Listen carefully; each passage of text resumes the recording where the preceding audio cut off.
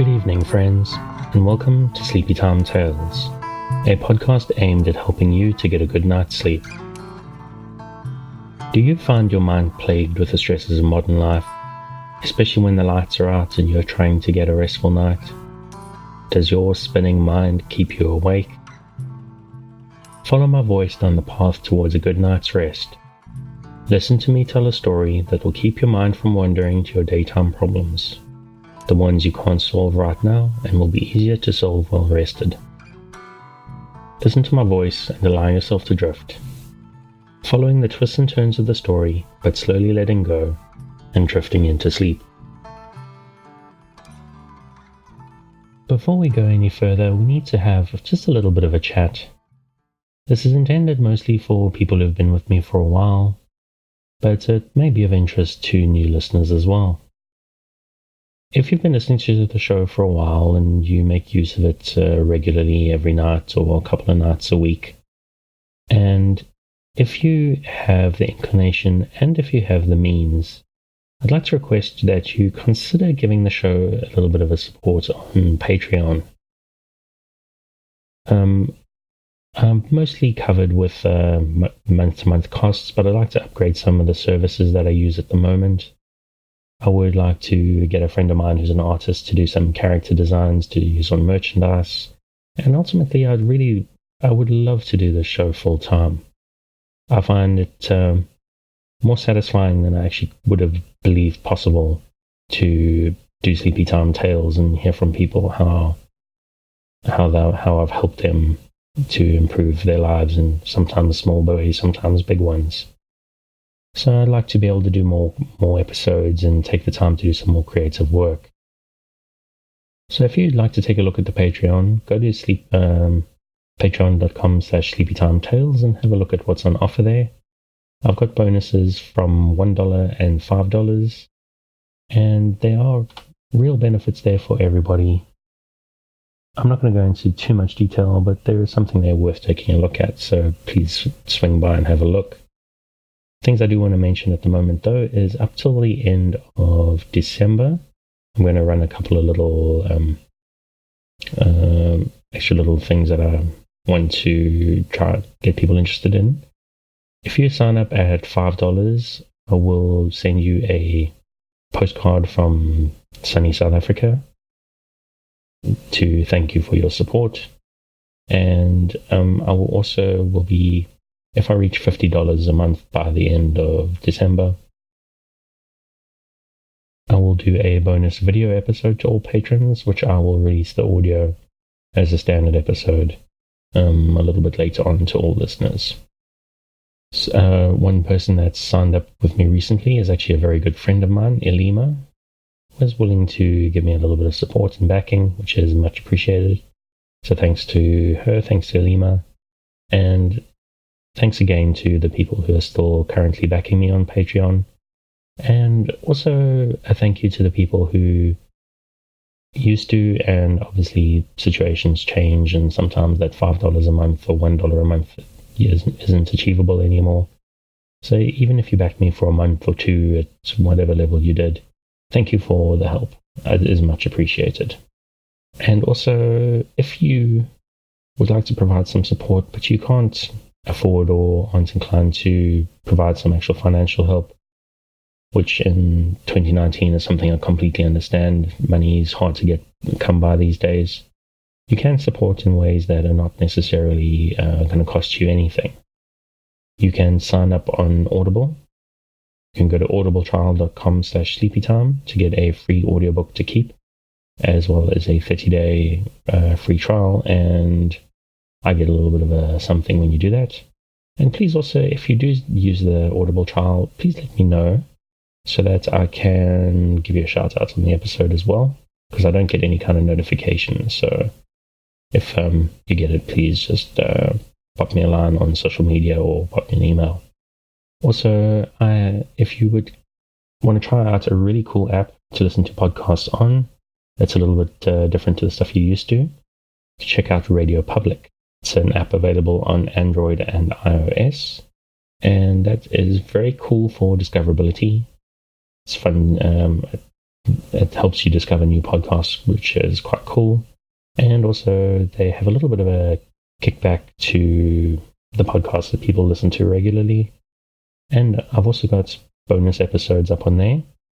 The only places you can listen to the bonus episodes are on Radio Public and on Patreon. And occasionally, if you're lucky, you might catch one like last week's, which I accidentally published to all outlets. But only about 20 people managed to download that. So if you got it and it was fun, sign up on Radio Public and you'll get that every week. There's currently 21 catnap episodes, averaging between 10 and 20 minutes.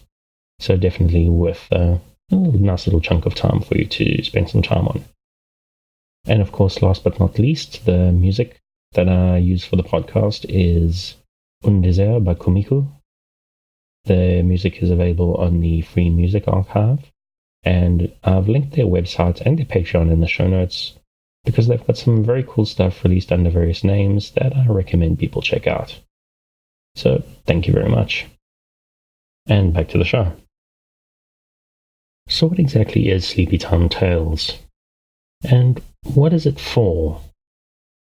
It seems a bit of a strange idea, doesn't it? It's a podcast that you're supposed to fall asleep to. But lack of sleep is a health crisis in the 21st century, and this is a podcast that is intended to help those that it can to get a restful night. Are you one of those people that you find yourself lying awake at night with your mind spinning and your emotions in turmoil with the anxieties of 21st century life? Do you wake up in the middle of the night and find that you're not quite able to doze back off at 3 a.m.? I'm here to help. My name is Dave, and I'm your narrator, here to help you into a restful night. Now, I'm someone who I've struggled to sleep ever since I was a baby. I gave my parents sleepless nights for many years, and even once I got old enough not to bother them anymore, it was always a struggle for me to sleep. It was only in my mid-30s that I accidentally discovered the tendency for droning male voices to act something like a sedative, almost like a tranquilizer. I used to lie in bed listening to video game podcasts and find myself waking up when they were finished and having missed everything that I was listening to.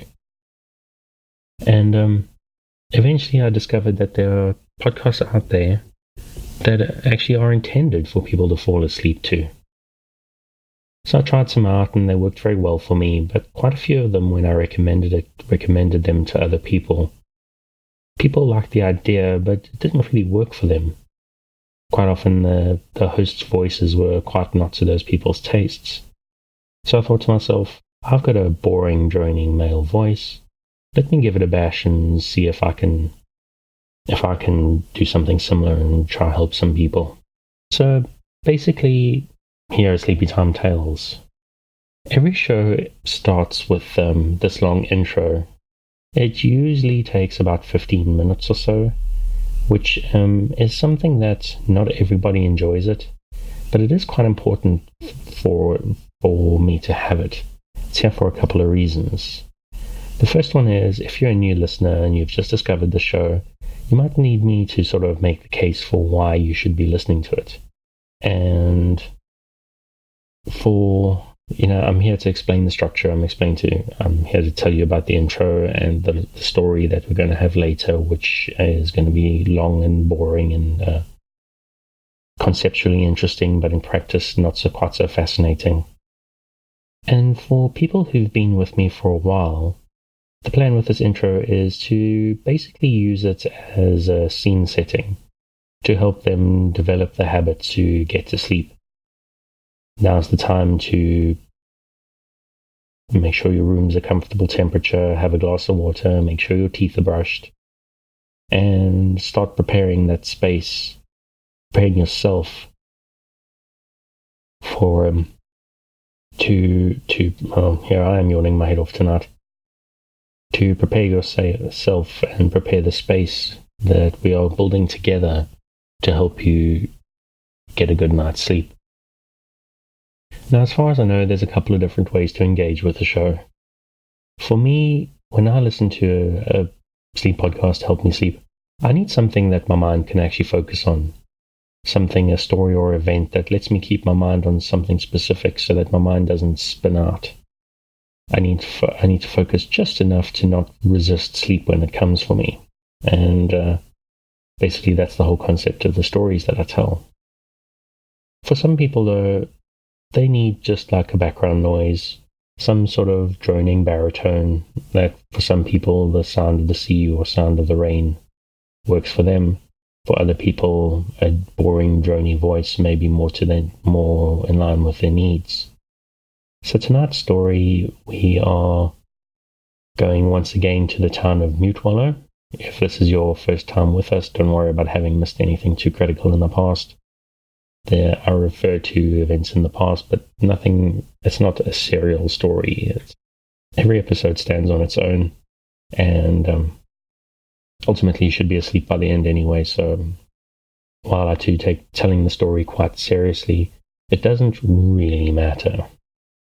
But the main thing is, as you listen to the story, however you engage with it, the most important thing is that you don't try to force sleep.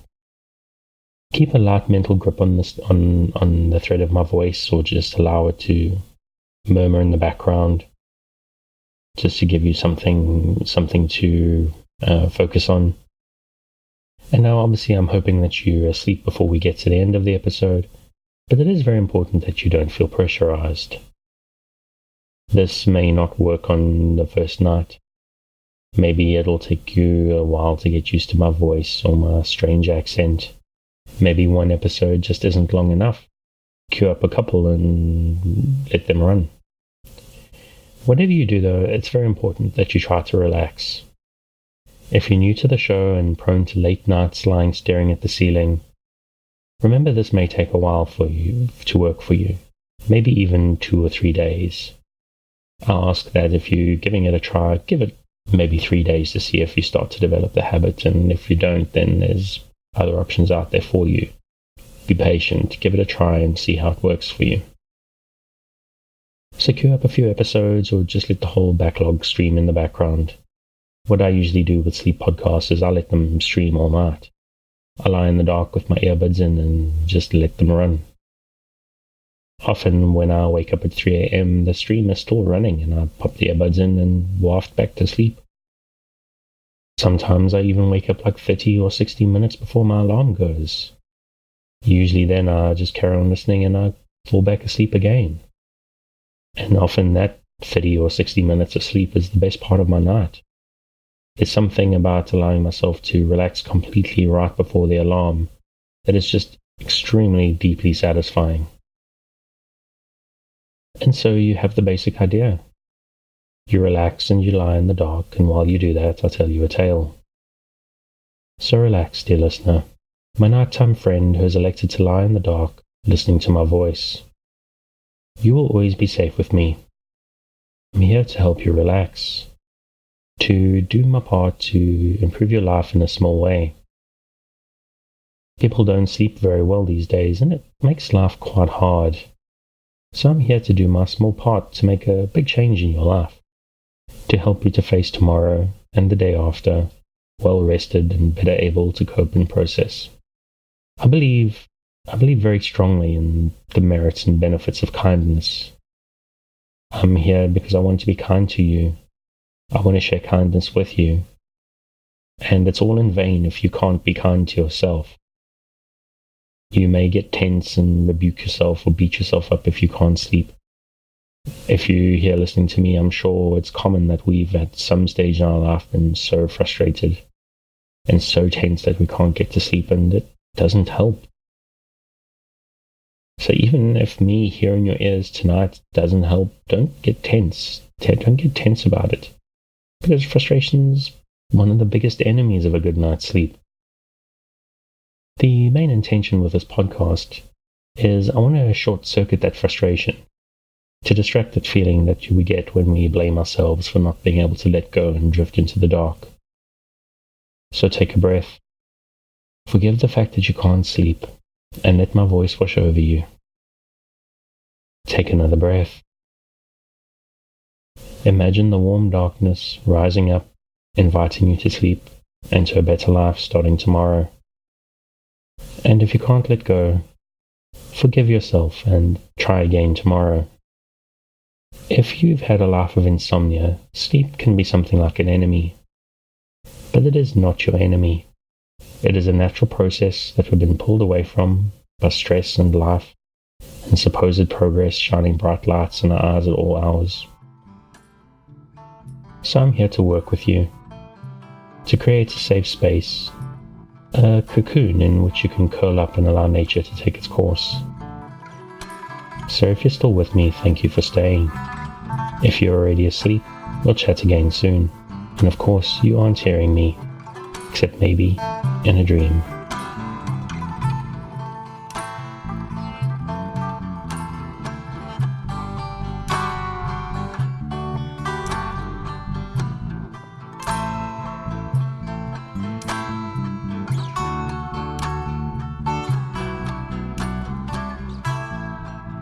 Welcome all, welcome once again to Mysteries of Life.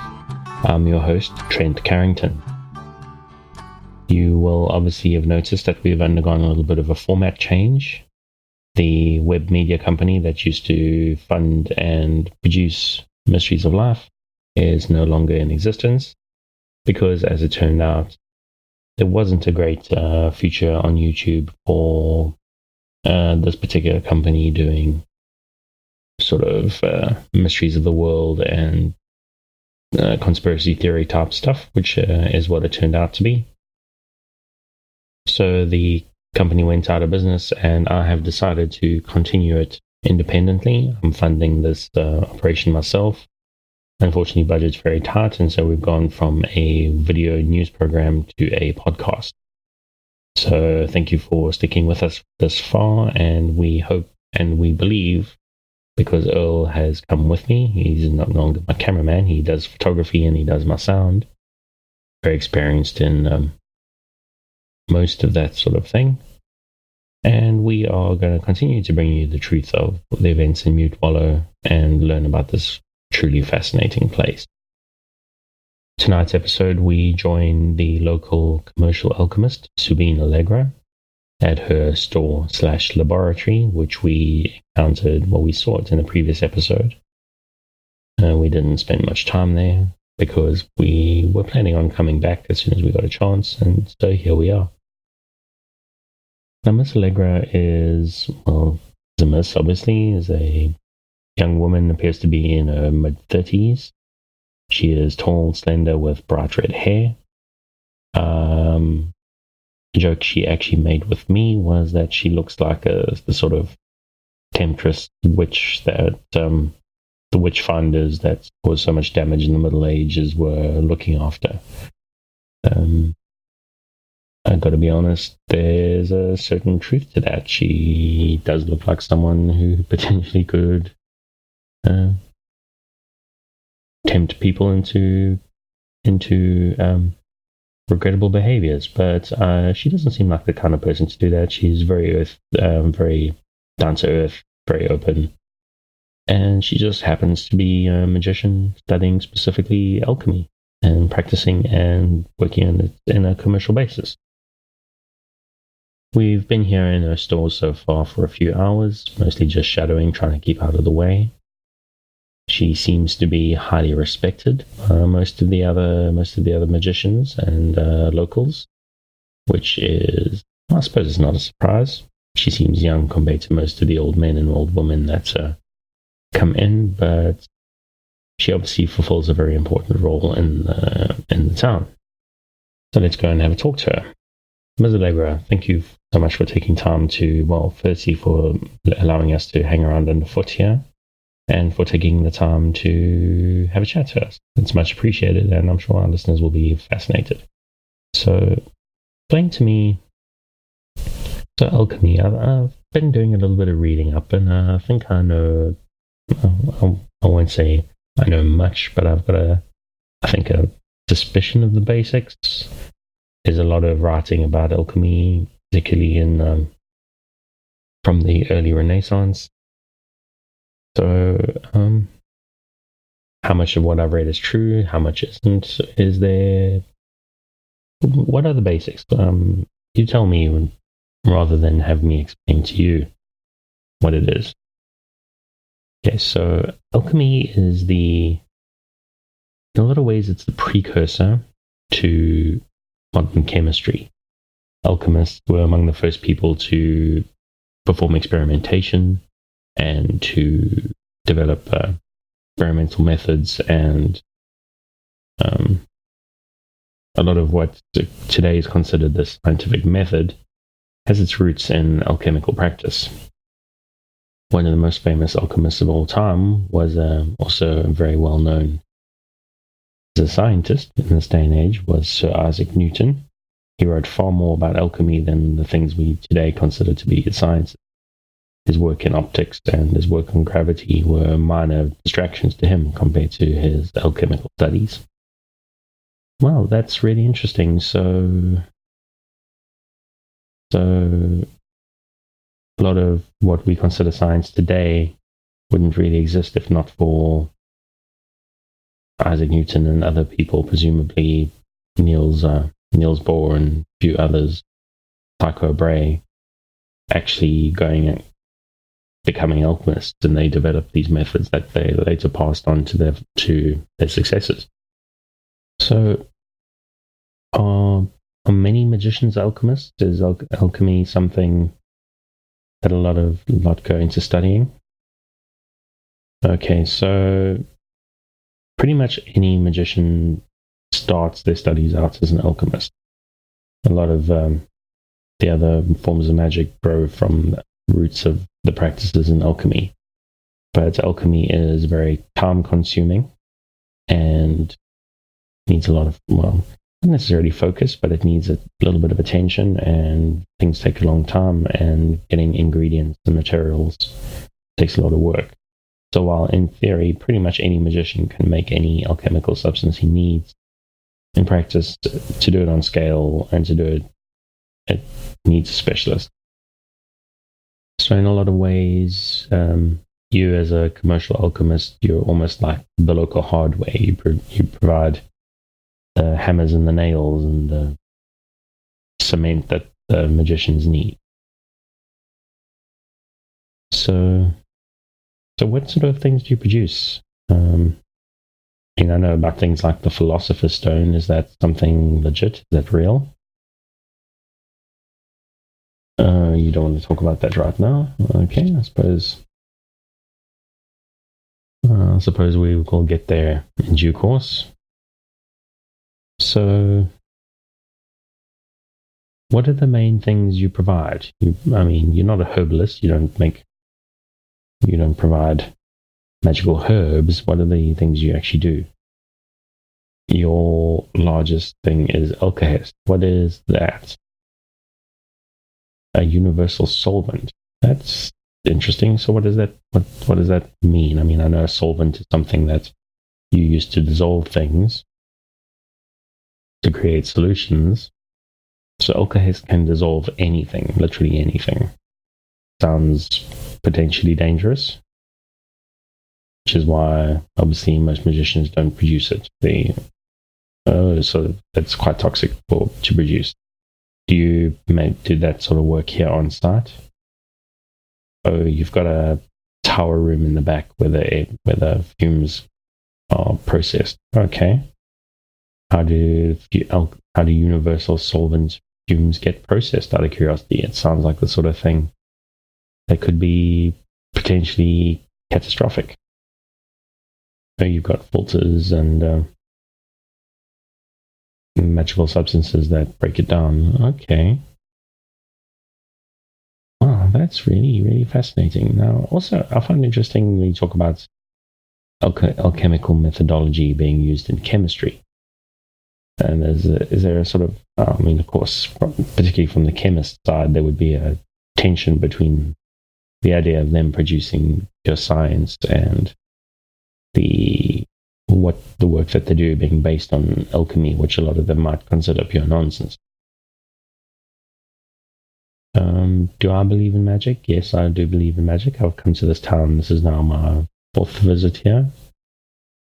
And I've definitely seen things that I can't explain. I mean, maybe they're not magic, but I can't come up with a better explanation. So for now, I'm sticking with it. Yeah, I mean, I was here for the ritual where the All Hallows ritual where they did the protection spell on the town. I visited a hedge wizard who lived out in the woods. Who had a whole lot of animals visiting him. And so yeah, I'd say I'm pretty much a believer. I mean, if it turned around and all was a hoax later, I wouldn't be completely surprised. But I'm also not really expecting that. Yeah, no, I'm not skeptical about this sort of thing. So, I do believe, though, that as Arthur C. Clarke once said, that any sufficiently advanced technology, it will be indistinguishable from magic. So maybe what you folks practice here is not so much magic as a different form of technology that I don't understand and can't distinguish from magic. So you believe that there's some truth to that. So there is magic and there's alchemy, which isn't quite magic, but it is not quite chemistry. I don't understand. What are you trying to... Can you explain that? I mean, I'm not a practitioner. You're probably used to speaking to people who practice magic, so I admit I'm at a bit of a loss here. What do you mean when you say that? So chemistry and alchemy concern themselves with similar things, but alchemy goes one step further by thinking about the spirit and energies that chemistry doesn't address. There's energies intrinsic to living things and even some non-living substances. I know I've seen sort of a lot of modern sort of witchy neo-pagan types talk about quantum mechanics as though it's an explanation for magical phenomena. You don't believe that that's true. Quantum mechanics is completely separate. The actual energies and sort of substances of alchemy are outside of that. And beyond measurement, even when quantum mechanics are. Okay, now you're bringing up the Philosopher's Stone now. Let me see if I've got this right. In theory, the Philosopher's Stone is a substance that alchemists can produce that can create infinite life, can create life, and can turn any material into gold, essentially. That sounds, even for a town full of magic, that sounds a little bit beyond belief, I have to confess. Is this accurate? Is it true? So you've actually produced Philosopher's Stone. What's the methodology for it?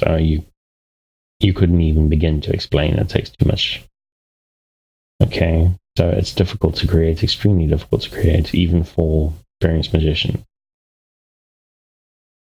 Now, what do you actually do with it? Now, it can create and extend people's life. And can people take it? Would you take it? Have you taken it? Oh, you have. So how old? Sorry, I know you shouldn't ask a lady, but you're 300 years old. And you look mid-30s at the oldest. Okay, so you are aging, you're late teens when you're exposed to the Philosopher's Stone. Why do you say you were exposed to? Did you not use it? Oh, you wouldn't have used it deliberately, experiment in a little bit of a bad experimental discipline. Okay, so you breathe the fumes of it. And now that's extended your life, not infinitely, but way, way, way longer. How old do you think you're going to reach? About 600 or so. Okay, well, you will have lived through quite a lot of interesting things. Possibly climate apocalypse. That's a little bit depressing. But, okay, so you can extend your life. Have you given it to anybody else? A couple of magicians have come to you, but you've never actually provided it. Most think it's too dangerous. Okay, that's understandable. So then why produce it if it's so dangerous to use? So the main thing actually is transmuting materials into gold. What is the obsession with gold? I mean, I know gold is valuable and gold is useful, but surely just producing a bunch of gold just means it becomes less valuable. Oh, that's funny. Okay, so traditionally it would actually be cheaper to go out and build a gold mine, cheaper and easier to go and build a gold mine and mine for gold than it is to produce it by a philosopher's stone. How much work is it really to produce philosopher's stone? That's like absolutely mind-boggling. Okay, but it is getting harder and harder these days to find gold, so maybe it's going to become a little bit more financially viable for people to do that. But the main reason you do it actually isn't for the spending of the gold, but to use it in magical rituals and stuff. Okay, why is that? I mean, as you say, it's easier to just buy gold. Why make it? So the gold that you actually buy isn't pure enough, even 24 karat or 100% pure. The gold that you produce with the philosopher's stone is entirely gold, completely stable. And even alchemy can't be used to dissolve it. Okay. So it's not even like gold the way we understand it. Well, it is, but something different. Okay. And it can create life. That also sounds like something potentially quite dangerous. Oh, yes, I've seen your 3 or 4 of those little stone gargoyles around. I usually only see 1 or 2 at a time, but I've seen they look quite different. They're quite distinctive, so they stand out. Oh, you've only got the 2. But I'm sure I've seen more than that. Oh, the gargoyles are alive? That's that sounds extremely dangerous, little stone gargoyles. That's one over there, right? I'm going to go have a look. Okay, folks, so what I'm looking at here is a little gargoyle shaped like a little demonic imp type thing.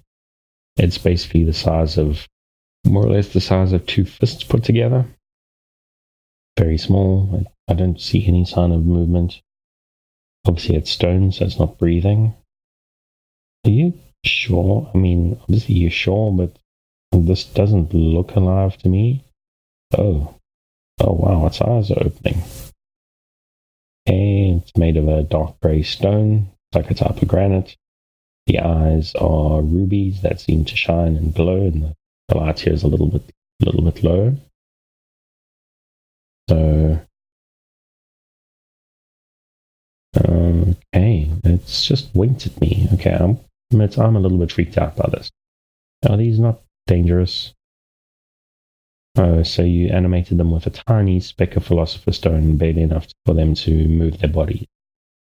That seems almost cruel. Create these things that are alive and then make them prisoners of their own bodies.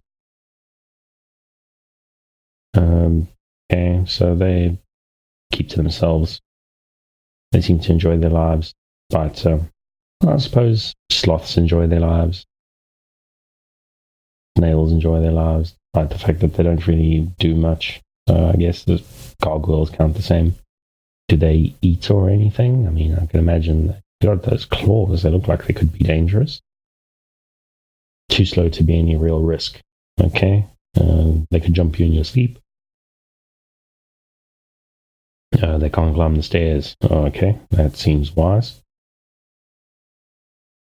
So they basically just sleep near the fire and sleep near the fire and stand on your counter and just enjoy their lives. And that keeps them amused. Oh, you say one wandered off one time. What happened? So the one time you went, tried to look for that one there, and it was gone. Well, what happened to it? Oh, it snuck out slowly and got into the herbalist nearby. What did it do when it was at the herbalist?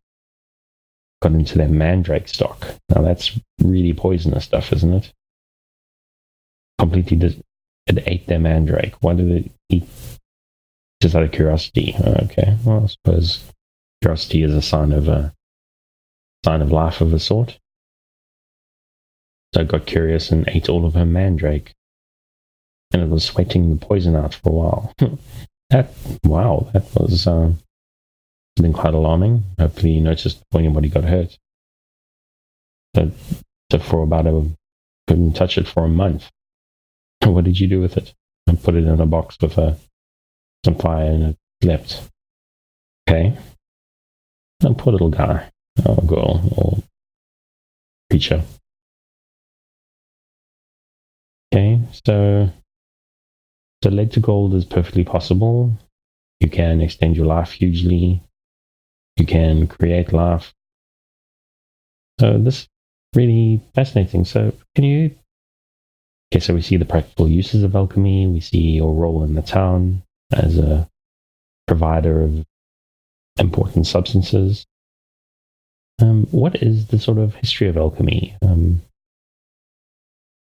Understand that most of the philosophers we think of, Pythagoras and the type, were not only that, but also many of them were what we would consider alchemists these days, Plato and Aristotle. Okay, so modern alchemy as we see it was basically started by the ancient Greeks, but after the fall of the Roman Empire and what we call the Dark Ages, that knowledge was lost in the West. What happened? Where was the knowledge maintained? So in Islamic states, Persia and that Platonic and Aristotelian philosophy made its way across to Babylon and Persia, where it was maintained. Okay, alchemist Jabir ibn Hayyan introduced scientific methodology and experimentation around the 8th century. So I'd imagine Aristotle and Plato basically sat around and philosophized without any kind of experimentation. If I remember correctly, the little bit of philosophy and study of the period that I did, they didn't really hold much truck with actually doing anything. They just liked to yak more than anything else. The methodology was introduced by Islamic philosophers and alchemists. Okay. So, as I understand it, through most of modern history, alchemists have been considered like mostly fakes and frauds and lunatics. But even in sort of outside society since the 80s, some scholars have actually started to realize that alchemists initially were major contributors to the development of science. As I understand it, alchemists tend to work in code. They encode their stuff a lot because they want to keep things secret. Do you do that? Most alchemists are less concerned with their work getting into the wrong hands, because you live in societies like Mutewallow where random people aren't going to come wandering in, try to make themselves a philosopher's stone and poison themselves. So some current alchemists have actually been working with the scholars studying ancient alchemic texts to help decipher the codes. And that's interesting. Now, why would you work with sort of secular outsider groups? So the magicians generally in the world are trying to be more open to events on the outside. Okay, what's that little? It looks like a little bonsai you've got sitting there. A philosopher's tree. What exactly is a philosopher's tree? Oh, so when you're producing a philosopher's stone, this is one of your early stages. How do you grow it?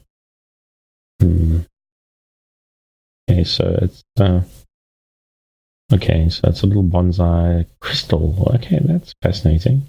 And this somehow becomes philosopher's stone later on, and you can use this to help. Ultimately, this little thing here becomes gold. The tree itself doesn't transmute. The stone itself doesn't transmute, but it creates transmutation. transmutation. It's almost like a catalyst.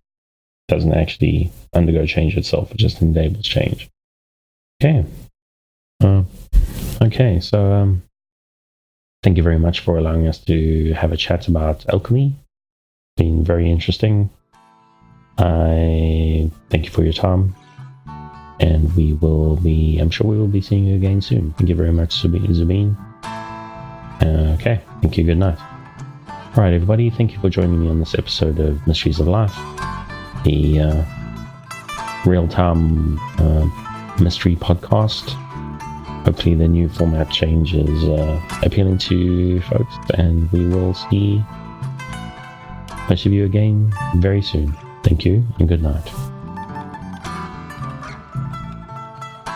Thanks again for joining me on this episode of Sleepytime Tales, the podcast designed around a bedtime story to help you to get a restful night. New episodes will be released every Sunday night to give you something fresh to help you rest in the new week. But make sure to subscribe in whatever service you use so that you get new episodes whenever they come out.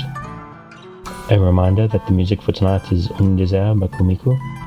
Check out more of their work on their websites and their Patreon, which you'll find linked in the show notes. Good night, and sweet dreams.